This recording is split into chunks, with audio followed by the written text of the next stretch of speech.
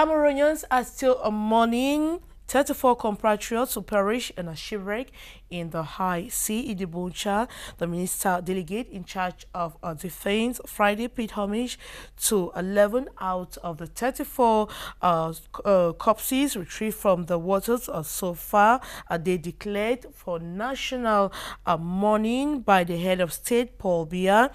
The Kribi deep seaport has effectively taken off with hopes it will help boost Cameroon's economy. Will equally talk a rising phenomenon of children poisoning their parents these days. This is happening at the time children are on a vacation, with child labor seems to be gaining ground as children as young as 4 are seen hawking goods in major streets across the country. And now, while the drop in baccalaureate results this year, we're talking about these issues and others that made news in the course of the week. Still does. I'm called Ndih Maureen, and as usual, I'm delighted to be with you. The program is News Roundup of the Week, and my guest in today's program is Ndih. He is a regular face on the media. He is a feature by profession. Welcome to the program. Thank you, Maureen. Before we get into analyzing the major news events of the week, I want us to revisit this image of the Minister of Delegate in charge of Defense. Friday was in Douala to pay homage to Cameroonians who died in a shipwreck in Ndih. Let's watch these images. We'll be right back. These are the 2 soldiers out of 3 who survived the shipwreck in the high sea around Ndih some 2 weeks ago.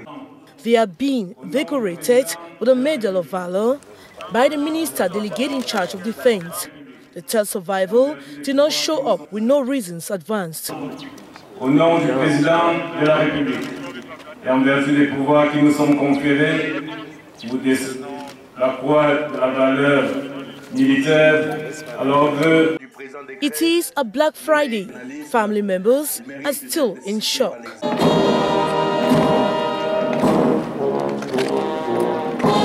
Can't help but burst out in tears as the corpses of the dead soldiers are being paraded at the Air Force Base 201 for the official funeral ceremony.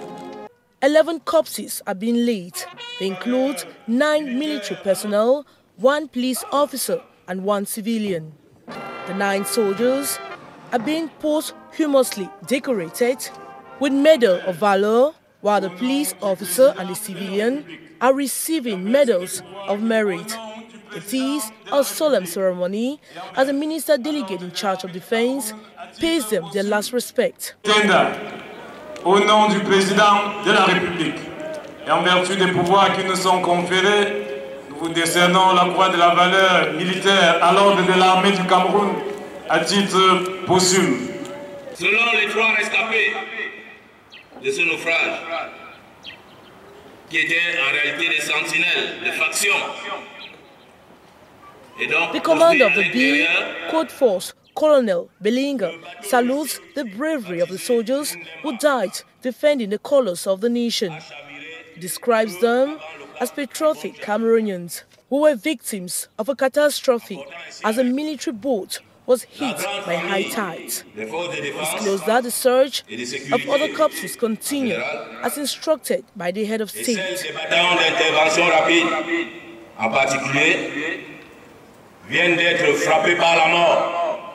The senior divisional officer for Maureen extended a condolence message of the head of state to the bereaved families. Je mesure la profondeur de votre chagrin. It was a difficult moment for the families, especially as widows also had to console the children who are yet to believe that their father is gone to a land of no return.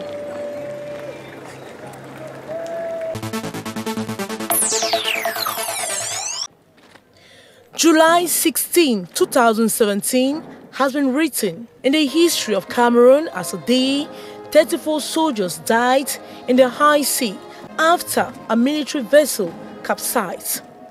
2 weeks after, the army has been able to retrieve just 11 corpses. 23 others are still missing. According to Colonel Belinga, commander of the Rapid Intervention Battalion B, Precisely, the B-Force code, 37 people were on board the military ship when it took off at about 4:30 a.m. Sunday, July 16. The body said was carrying building material. They sailed for about an hour before the vessel capsized. According to military reports, the ship was seriously threatened by high tide, which provoked the accident. The 3 persons were surveillance and were out of the cabin, while the 34 others were inside the cabin, thus causing them to sink 35 meters deep. And at this time, the signals were poor. The 3 survivors had to struggle in the waters and finally got help from a fishing boat. And that was how they signaled the base of the unfortunate incident. Out of the 34 persons who died in the water, 21 were elements of the Rapid Intervention Battalion, the B, 1 policeman and 12 civilians. According to the commander, the ship had no technical problem when it took off for Bakassi. For the meantime, the search for other corpses continue as instructed by the head of state, Paul Biya.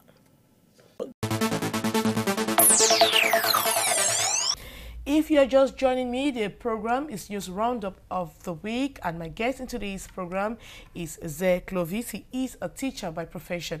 Now, after watching this report or images of the Minister of Defense, who paid homage to fallen Cameroonians in a shipwreck in Tiboncha. Now, what's your reaction to that? Well, I think it's really, really sad to see that, or to have that in Cameroon. Actually, it's not really, really good. It's a sad situation. And now, Friday and Saturday was declared a day of national mourning. Now, how did you observe it in your own quiet or in your own corner? Well, actually, I would say it was early this morning that I got the information, because yesterday I did not really follow the news. I went home late.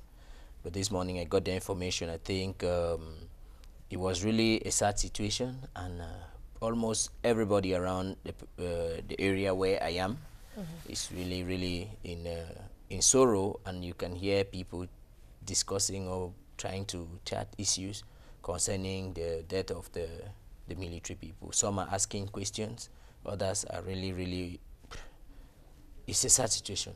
Now, how should a normal Cameroonian mourn? When you talk of Day of National Mourning, how should a Cameroonian, how should he behave on a day like this? Well, actually, I think when they say national mourning, it actually means mourning. So I think first of all, all the public offices are supposed to have with the national flag. The national flag should flow on half-mast, which means should be not completely hoisted. So it should be hoisted half-mast. That's half the post. And secondly, I think people should not really be rowdy. Beer, as we all know, especially during weekends like Friday, Saturday, where places are usually too tight. I think when people mourn, they don't really celebrate, and we don't really have joy and music and everything around. To me, I think that's how we should be. Now, so far we have 11 corpses that have been retrieved from the waters. We still have more corpses in the waters, and the government or the head of state says the search continues. Now, how do you react to that? Well, actually, I think it is normal, as we all know, that those who usually die in water, those who drown, after about 3 days, the corpses are supposed to float, are supposed to come up. So I think it is already 3 days, and I think we are going to have the corpse if the corpses are really still in the waters. So it's important that they continue to search and bring out more corpses from the waters. I think it is necessary, because somebody like me, I don't think it will be convincing to tell Cameroonians that the people died when we cannot show the corpses to the people.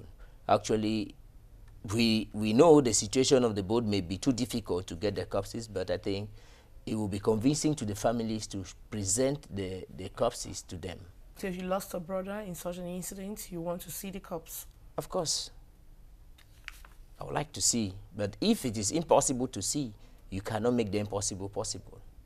Now, the Kribi Deep Seaport has officially taken off with hopes it will boost Cameroon's economy. Let's watch this report. We'll be right back. The signing of this contract marks the effective takeoff of commercial activities at the Kribi Deep Seaport. For the next 25 years, the Bolloré Group CMA Sheikh will be in charge of the exploitation, development and maintenance of the Kribi Deep Seaport. The fact is that this convention can make Cameroon multiple gain to Cameroon people, to Cameroon business. First, because we are in deep seaport, there are some activities that we will do here, whether those activities were done abroad, so that we can do those activities here, and that will make cost become cheaper. So that is important. But as we say, we have the interland. This will be a great activities here by scanning 100% of containers. That is something that we don't see everywhere. And here we can export things from Cameroon to another country like America. This contract is an official act demonstrating the start and flow of activities at the Kribi Deep Seaport. It is hoped that with the official takeoff, it will spark economic boom within and without Kribi, thus impacting positively on the lives of the people. The anchoring of ships at the quay of the Kribi Deep Seaport are expected to begin 3 months after the signing of this convention. The Kribi Deep Seaport will become a major transport and logistic hub within the sub-region. The fire that got this building burned to death 2 children and destroyed several property in the Newtown neighborhood in Kribi in the south region of Cameroon. According to neighbors, the fire ignited while the children were indoors in the absence of their father, a mechanic by profession, who was called up for duty. He was actually called up to repair a car, and when he got to the level of Bokom, he rescheduled the work for the next day. It was then that he decided to hang out with friends when he was informed of the incident.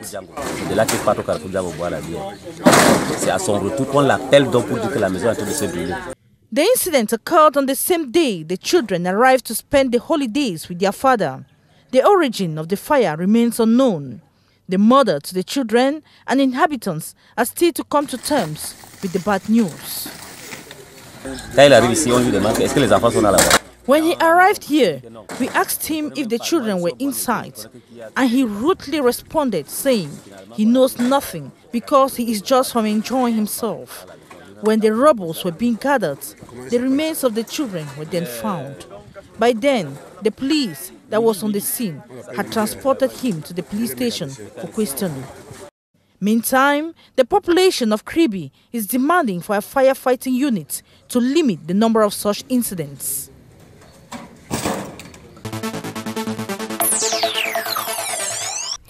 Welcome back. I'm accompanied by my guest. He's called Ze Clovis. He just watched this report on the effective takeoff of the Kribi Deep Seaport that is in the south region of Cameroon. The Kribi Deep Seaport has taken off. Is it good news? Well, it's good news.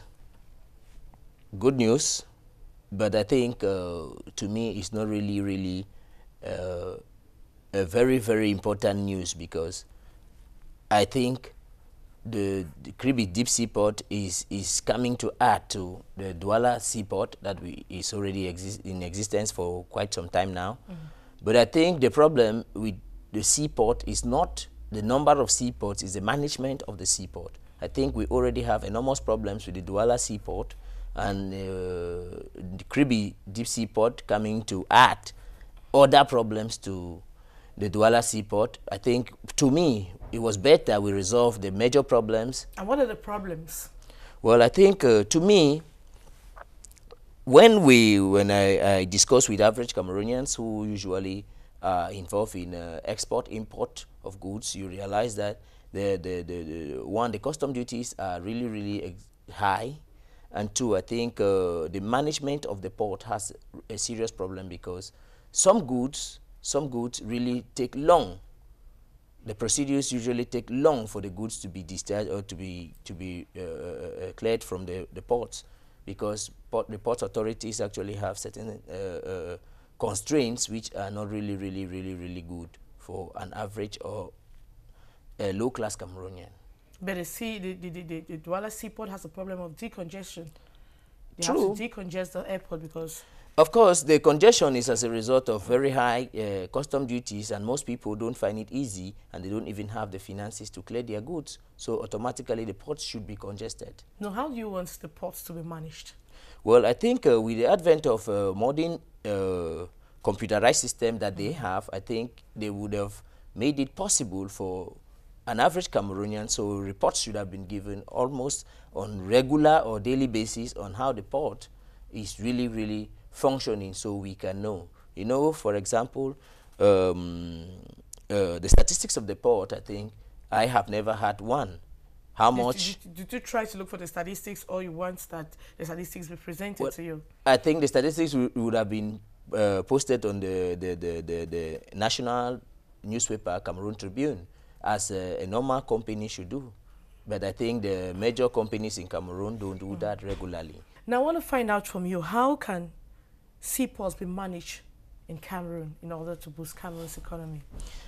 I think I'm not an expert in management, but I think like most African countries should do, I think management should begin from, should be to all the domains in Cameroon. I think Cameroon really have a problem of mismanagement, where we don't really have the daily statistics or the monthly or yearly statistics of the ports directly and actually being followed up, so we can know actually what is really taking place. Now, did you try to find out about the statistics or what the output of the ports, Douala?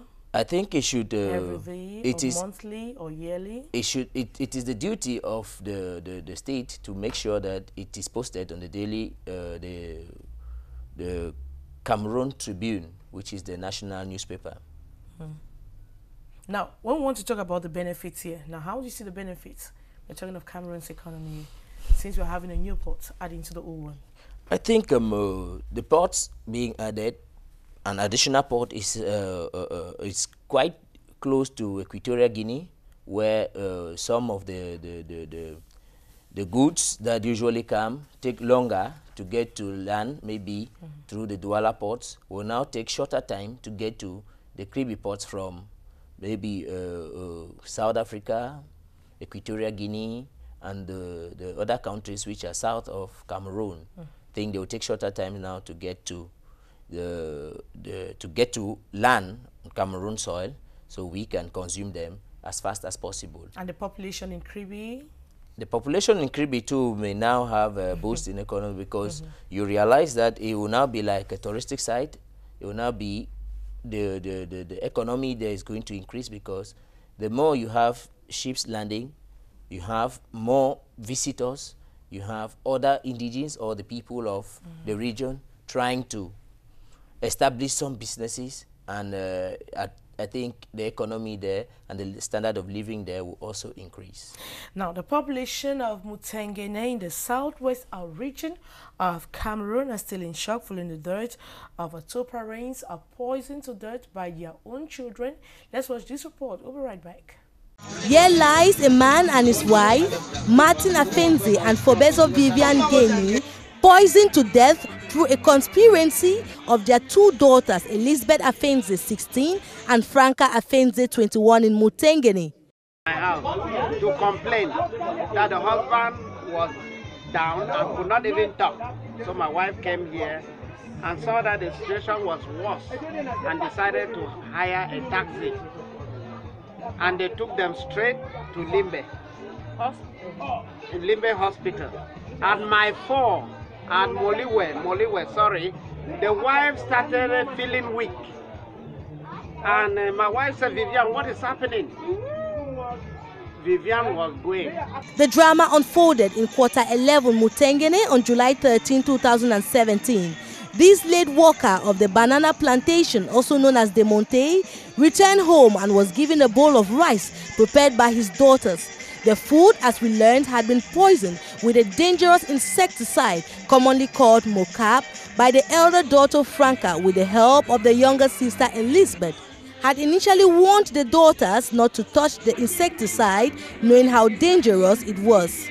On consuming the food, the father immediately fell ill. His wife, Vivian, on reaching home, stumbled on the food left over by her husband and consumed it. When the mother realized the condition of her husband was deteriorating, she put him in a taxi and rode to Limbe General Hospital. But around Moliwe, she also started feeling pain.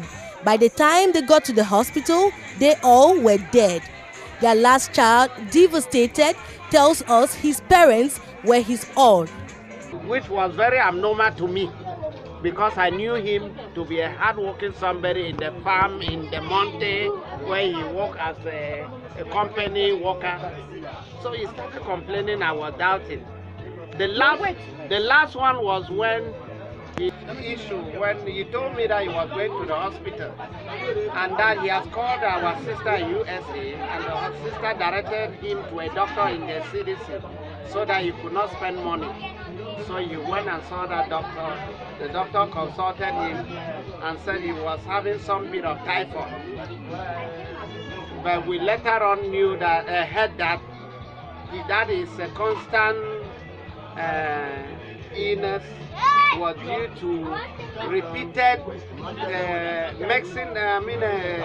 that was being given in the form of gamalin, in the form of kerosene, which could not perform what the people wanted.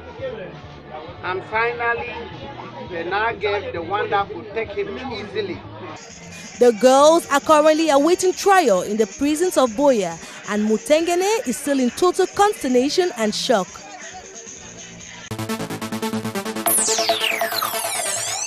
In less than a month, a disturbing and growing phenomenon has been showing its ugly head.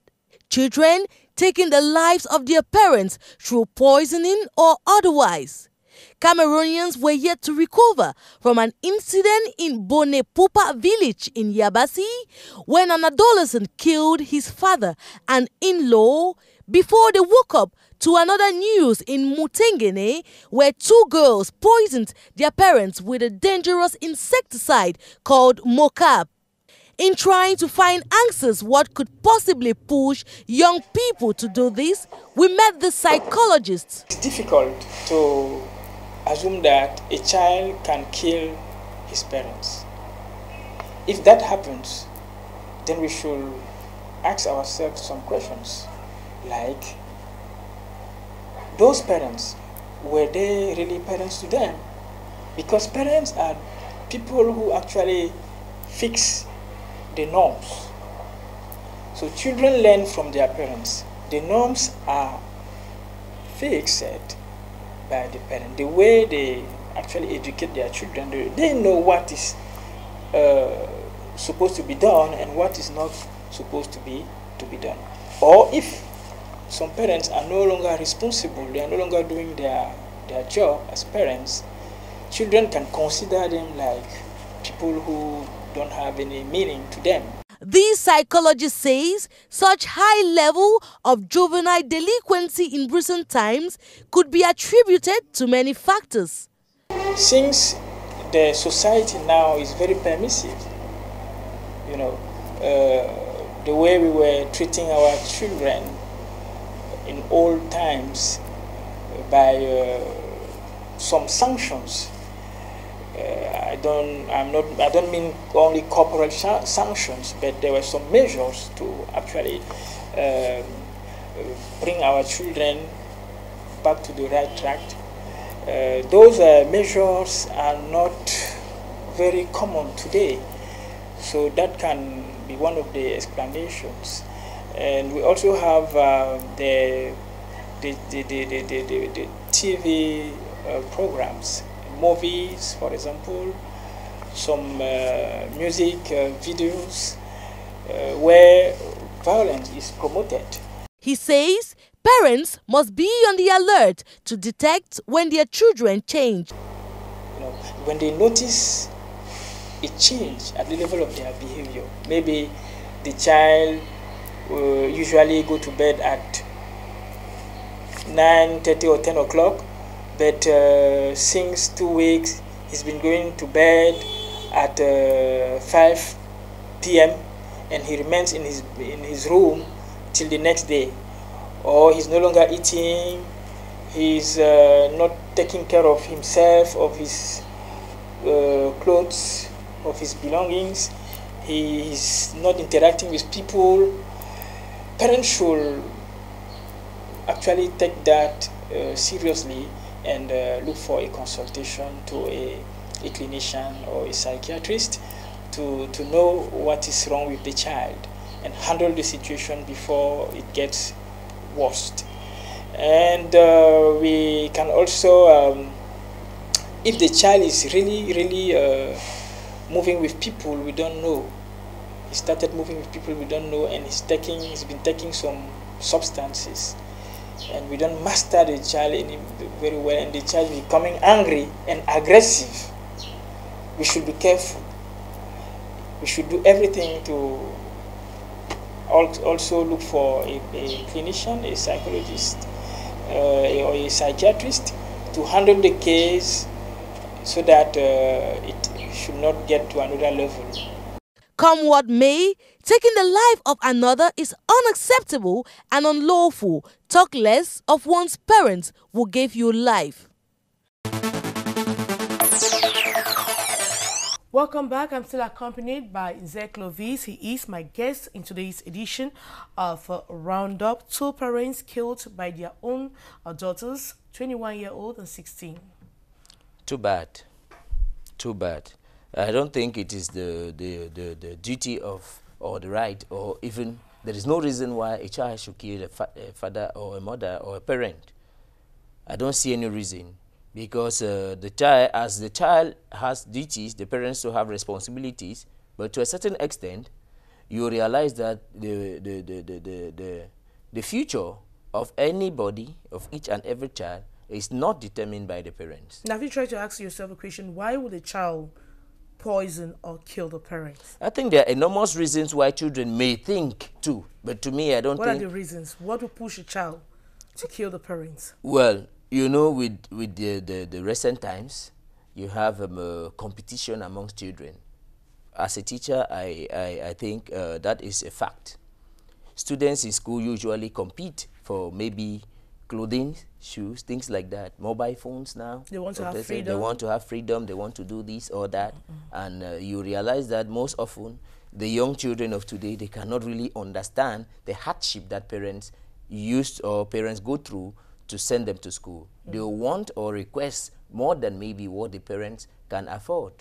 Don't you think the internet, we have the social media too, is contributing? Of course, true. Because that is what I say, that people of modern times now make children not to really have that mind. And you also see, like the internet, it is one of the negative aspects, because some of us are copying the negative behaviors of the Western world, where they will tell you the child has right to do this, the child is a human being and has a child of doing this or that. But in those days when the African culture was still the order of the day, I don't think a child would have that mind. But now technology is fast advanced. Don't you think the parents have a role to control? I mean, the children know what they watch, know where to go to, know the type of friends they have.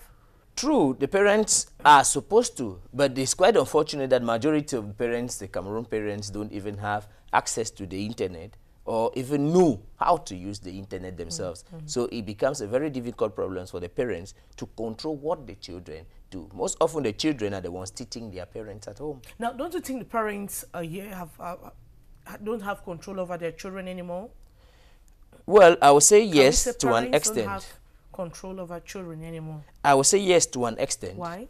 Because the world is a modern world. You have laws that have been put in place. For example, now they say a child should not be beaten. A parent gives orders to the child says, no, I'm not doing it.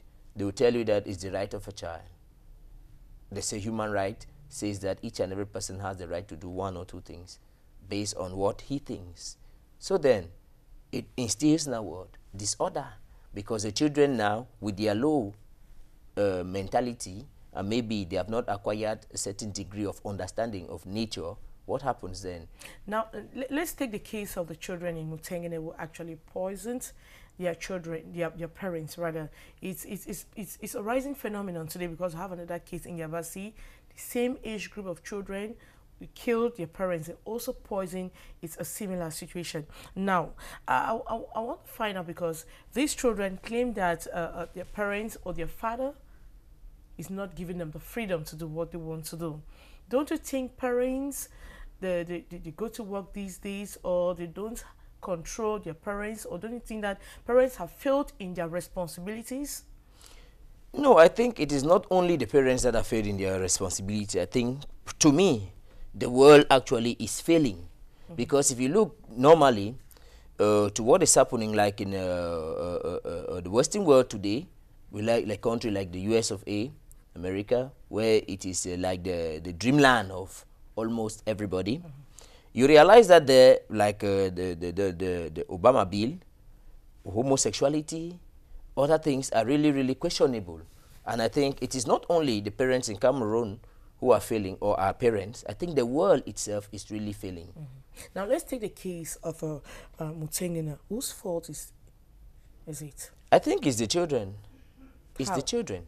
Because I don't have any reason, I don't see there is a reason for a child to kill the parent, that the parents don't give them liberty. I think you as a child, you may go to court, you may go at the age, I think the other one, 24, 21 and 21, 16. 21 years of age, I think he has the right to go to court and go to the social welfare, take the parents to social welfare, and the case can be sent to court. Now, it's not the first time the children have been trying to kill their parents or kill the father. Unfortunately, the mother ate the same poison food. Don't you think if the parents was like observing that child, would have seen a change of attitude of the child towards the father? I think you should also look at the mentality, the level of the parents too. Most parents, you find that most parents, as I said earlier, they don't really have that that maybe level of education, level of understanding, psychology to really take care of their children. It is not their fault. Some of them are not really educated. Some of our parents are really illiterate, or I cannot really say illiterate because they can read and write, but their level of education is not that high. Secondly, or thirdly, you realize that the way the society is today, everybody will not really want to suspect the child. It is somebody in the house, so you really don't feel like this child can be this evil. Now, in that case, what should the parents do normally? You have children at home, we're on vacation. What should the parents do? I think what should they do to control the children? What should they watch? Because their parents who don't even know the child. They don't know their children. True. What my father used to do, I think my father, actually, I learned much from him. When I was young, I was supposed to be a footballer. I love football, actually. But I had a fracture, the left arm. That was when I was playing for Top Cup. That's under 14. I was 12, playing for under 14. So actually, I had a fracture with the left arm, and my father gave me an embargo. Say, I don't want you to ever touch football. So I was forced to, sometimes, to hide and go and play. But what usually happens, my father used to surprise me. In school, during break, he knows that the break is coming at 11 a.m. to 12. So at 11 a.m. sometimes, immediately I'm stepping out, my father is at the door. So that aspect where you know that my father may come here at any time is very necessary. Stops you from doing anything. It stops you from doing funny things because you are just being suspicious that, hey, this man can be around at any moment. But now, the parents know the timetables of most of the children, knows maybe the program, the timetable of the father leaves the house at this 7 time, a.m. and also will come back at 4 this p.m. time, and and between that time they adjust what they have been doing, and most often parents don't find it easy to even understand what their children are doing. Now, children are on a vacation and parents say the financial burden is enormous. At the same time, owners of private secondary schools are decrying exorbitant taxes imposed on them by government. They say the procedure to obtain authorization to function is cumbersome. Let's watch these reports and others that made news in the course of the weeks. It is the summer holidays. Pupils and students are engaged in different activities to keep themselves busy during the 3-month-long periods. In Loom, in the Mongo division in the littoral, children as young as 4 are sent by parents to the streets and markets to sell in order to raise money that will be used to pay their school fees. I sell trousers, blouses and t-shirts. I was sent by my mother to sell. I am a nursery school pupil in Kombi. I am 11 years old. I sell to assist my parents pay my school fees. During holidays, I sell spaghetti with my grandmother. The children aged between 4 and 11 sell dresses. The children aged between 4 and 11 sell dresses, cosmetics, puff balls, granules, handbags, brooms, roasted plantain and plums, and many other items. Many have described this as child exploitation. Poverty should not be seen as a reason to send our children to the streets. We don't have to take chances. I am against that. This is child exploitation. The children are innocent. They don't even know what they are doing. Parents should abstain from involving their children from such activities. It is an obligation for them to take care of their kids. Despite efforts to fight against child labor in Cameroon, parents still subject their children to the dehumanizing activities. Where is the right of the child? This is child labor. Children have rights. Parents are obliged to take care of their children and not allow their 3 to 10-year-old kids flood the streets and markets. They have to fend for their children. Cameroon created a national committee for the fight against child labor in 2014. But parents are still forcing their children to hawk and do other dangerous activities that might be detrimental to their health.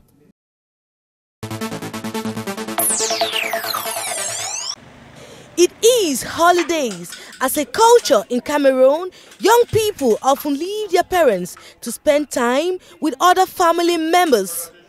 This gives them the opportunity to have fun with their relations in different towns away from home.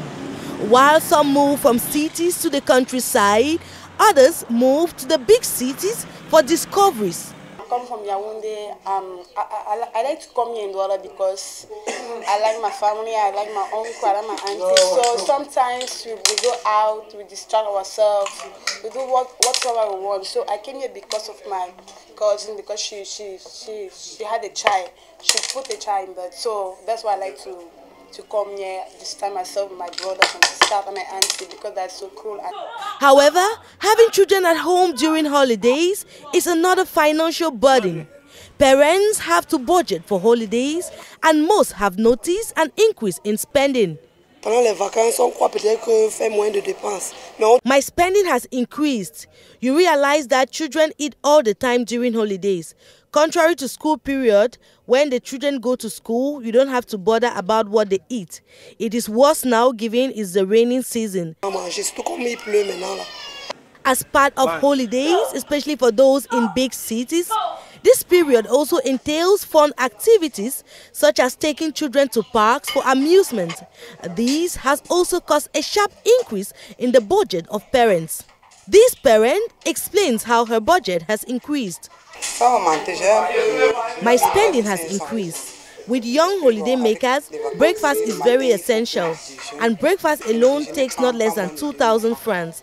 And for the entire day, I spent about 6,500 francs.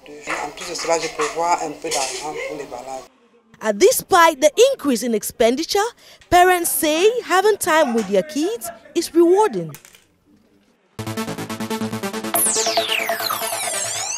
From the official results published by l'Office du Bac du Cameroun, 104,296 candidates registered for the 2017 edition of the baccalaureate examination, the equivalent of the advanced level in the English subsystem of education, and only 43,356 have been declared successful from 98,595 candidates who sat for the examination, giving a percentage pass of 46%, as against 52.72% last year, noticing a general drop in the examination.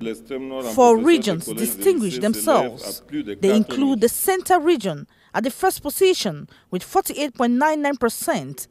The Littoral comes second with 48.71%.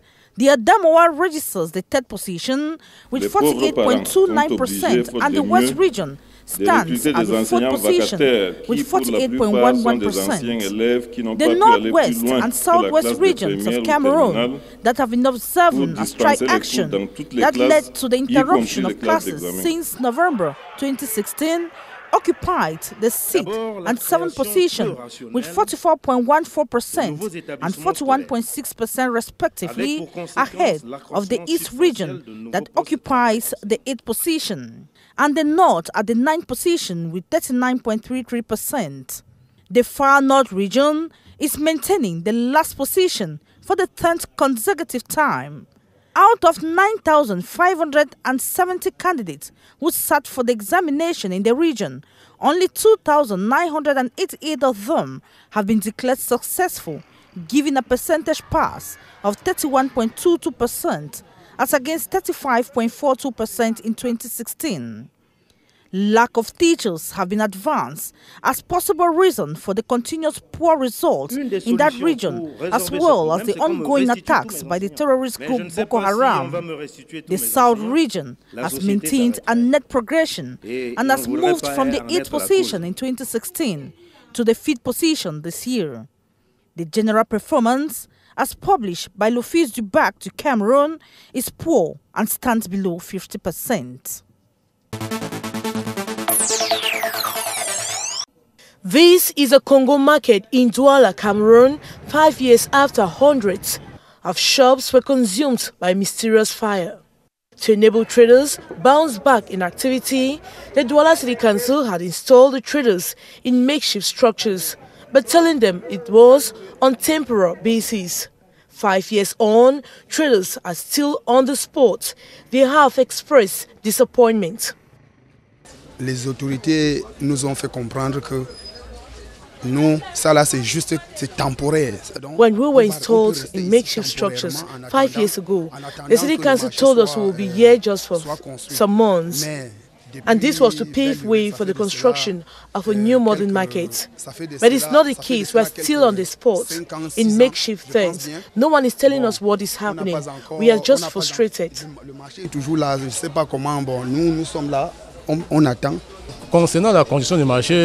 It's close to 6 years and we are still on the spot. Nothing has changed. Government has failed in its numerous promises. Même notre représentant, il ne nous dit rien. This man was a victim of fire incident. He lost hundreds of millions of francs CFA and is still trying to pick up with his business. He says his business has slumped ever since then. Les choses sont en baisse. On ne s'en sort vraiment pas. Ever since the fire consumed our shops, business is no longer the same. We are still witnessing significant drop in sales. According to the man who now deals in jewelries, they are forced to pay warehouses where they now store their goods. This costs them about 5,000 to 7,000 francs CFA a month and has a serious effect on their businesses. The traders transport their goods on their heads for fear of spending more. Mon marchandise du magasin, vous installer, le soir, il faut faire, Our goods are exposed. That's why we are obliged to pay for warehouses. Traders complain insecurity is at its peak. The cry of constant robbery attacks and pickpockets. Besides that, the Congo market is filthy with existing toilets in bad condition. The traders now see the construction of a new modern market, as long promised by the Douala City Council, as a nightmare. 3 months after the launching of bids to tender for projects under the public investment budget in the Northwest region, the rate of execution stands at 41.02% for the physical execution rate and 10.31% for the financial. That is the main outcome of the first semester meeting of the Regional Follow-up Committee that has held in Bamenda. Out of 480 projects allocated to the region for a little over 7 billion francs CFA, 178 have been completely executed, 149 are ongoing, while 153 are still to begin. Presiding over the meeting, the Vice President, in the presence of the Governor's representative, Vivian Nama, members were reminded of the importance of their role as watchdogs for the proper construction of edifices and roads for the Northwest region to properly enjoy its share of the national cake. This has been a very, very exciting meeting, a very important meeting, because we have taken a couple of resolutions, or not really resolutions as such, but recommendations. The first one, which is very important, is that of an equipment pool. We are recommending that there should be an equipment pool in this region, and the equipment pool should be in the region, not outside of the region, because for some reason, some equipment pools might be created. A report of the technical subcommittee held a day earlier was read by the regional delegate of the Economy, Planning and Regional Development, Eseke Mbende Ivo. The committee frowned at the continuous allocation of projects from the central administration without sending project details to the region to enable their proper follow-up. These renders work difficult as the contractors tend to despise the committee and regional control missions, saying they are answerable to Yaoundé only. Representatives of beneficiary organizations and divisional delegates of MINEPAD took turns to give updates on projects in their respective areas. On a happy note, the Public Investment Follow-up Committee noticed the gradual disappearance of abandoned projects.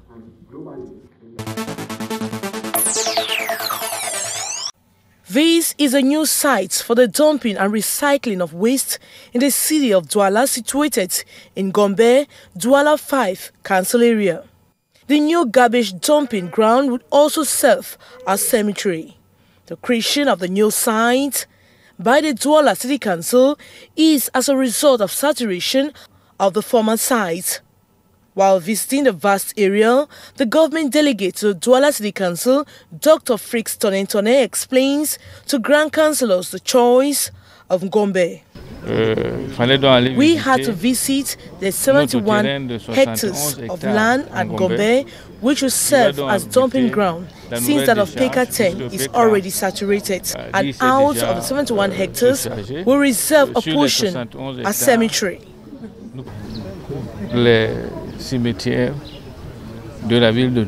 Another project that raised curiosity from the Grand Councillors of the city of Douala is that of the extension of the road project of Aquano.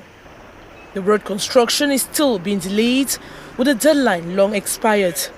And with the coming of the rains, there are fears the road project at Aquano might be blocked, and the consequences on toll traffic.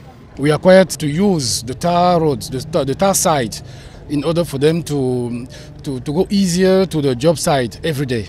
The visit of the Grand Councillors of the city of Douala took them to all the buildings that will harbour the technical services of the Douala City Council and other projects aimed at preempting landslide at Cité de Palmiers.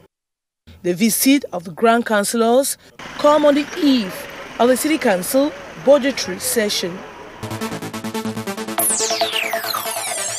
Welcome back. I'm still accompanied by Ezek Lovis. He is a teacher by profession. This time we're talking about what concerns you, a direct you have, or you are a promoter of an evening school.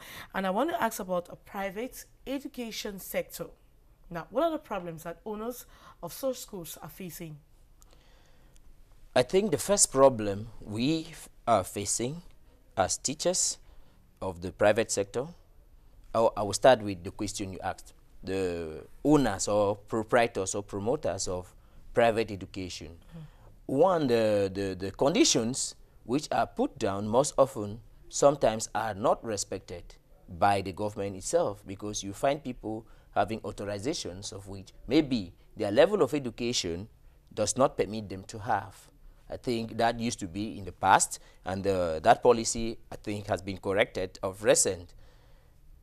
Like to own a primary school, you should at least have the advanced levels, and to own a college or a secondary school, you should at least have a first degree. So those are one of the preliminary conditions that for you to run or own a private school. But I think to a certain extent, all of those conditions are not being respected. You talk of the automatically the people who are giving the authorizations. Most often some people go to just buy authorizations. You have to, there are conditions stated if you go to delegation of education. Don't respect it. I mean, they're still giving the authorization. Of course, it's true.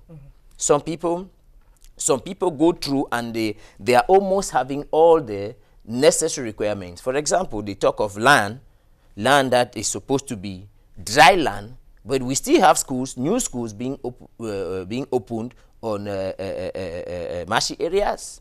That's one of the conditions. What is the condition? If you want to open a school, you want to have a school, let's say in next year or this academic year, what's the condition? I think it is near impossible for you to have a school this academic year. That's the first thing. That's the first people problem. who just look for a building and they start this academic year. Correct.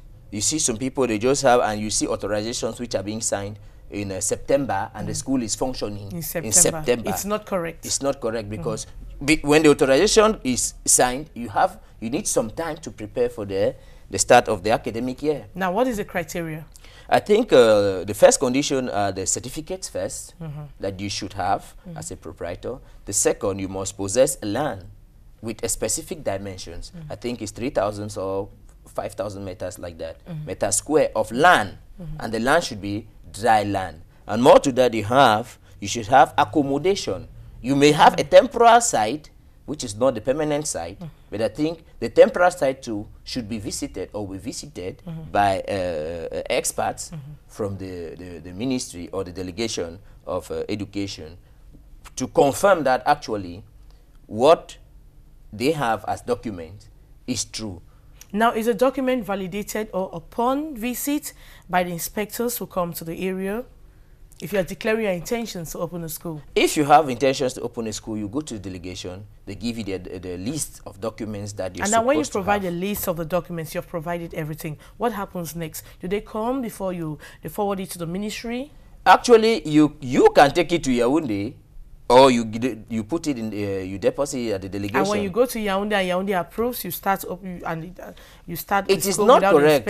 It is not correct. That is one of the issues which really cause problems, because under normal circumstances you're supposed to deposit it at the delegation. The delegates of that region or that division will go visit, do the preliminary studies, give now a report to Yaoundé, and Yaoundé, the authorization should pass through the delegation to you.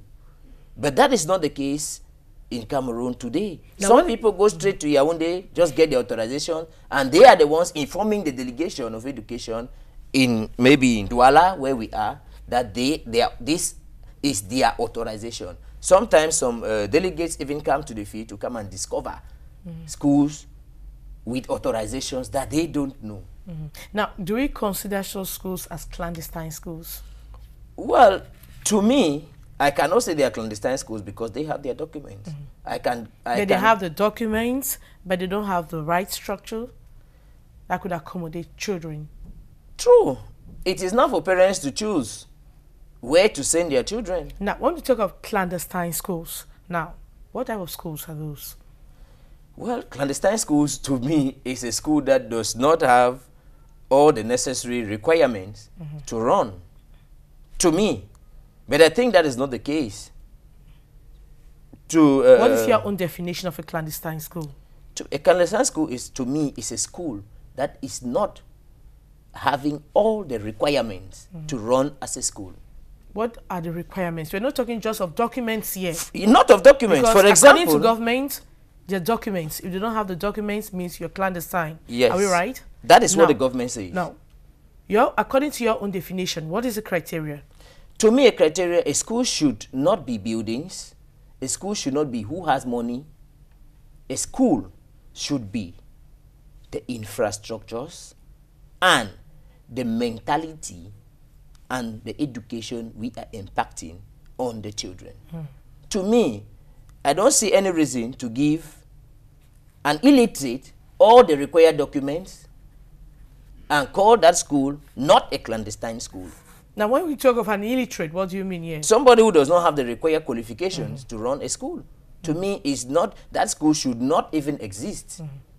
To me. But I don't see how the ministry will say this school is clandestine, and maybe you hear they are closing up a particular school, that the school does not have the documents, but you go there, the school has almost everything that is required. And it's another school does not have what is required, but has an authorization, and that school is left to operate. I'll have so many of such cases. So many.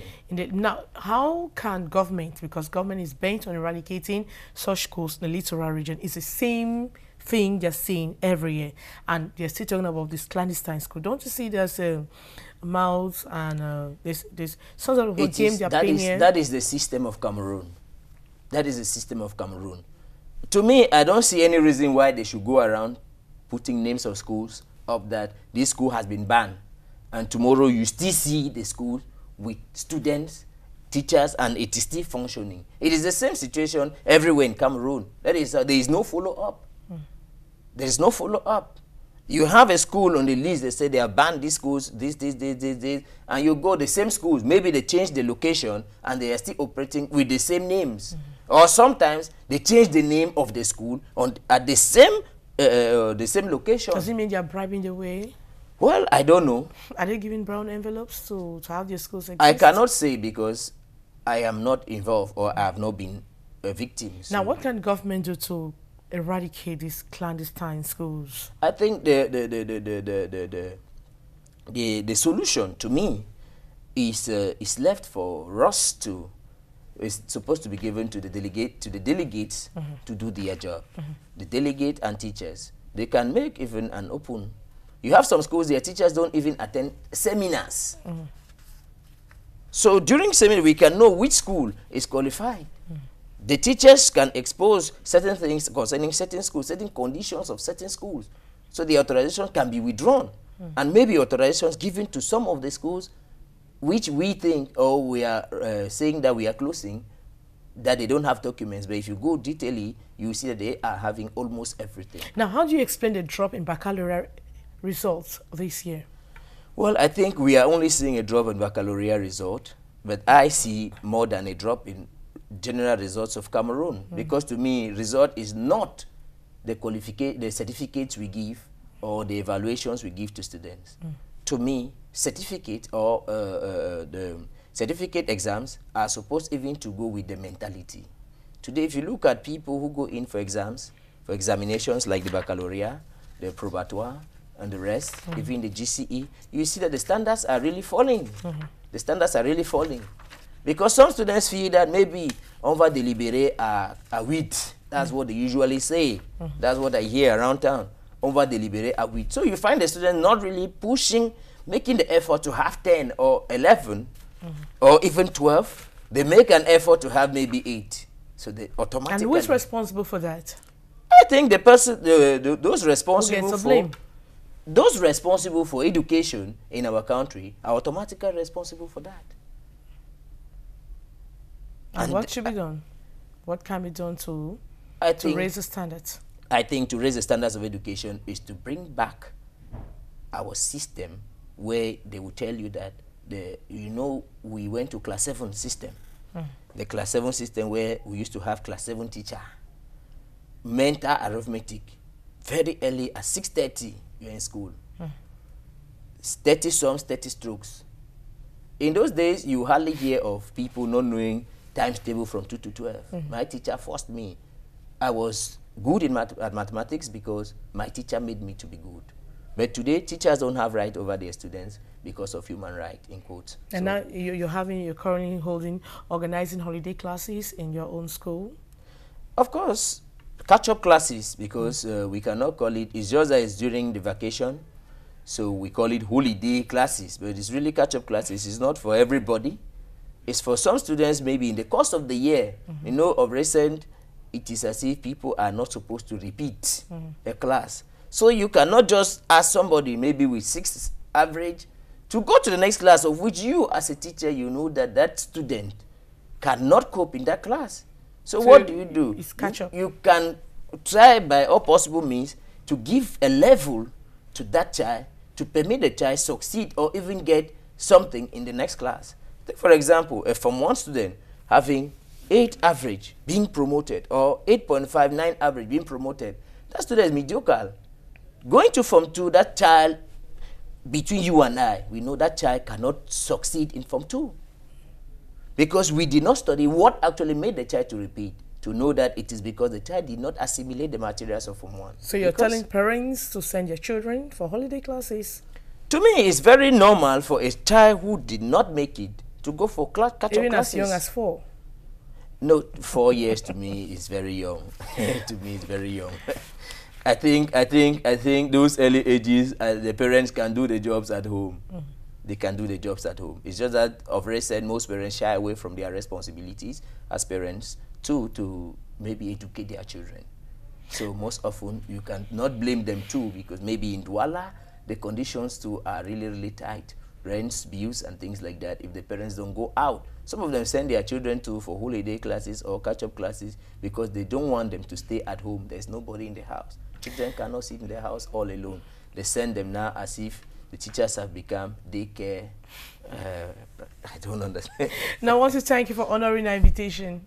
It's a pleasure, and I'll always be ready. All right, to you out there, say thank you for watching. Take another rendezvous same time next week. Goodbye.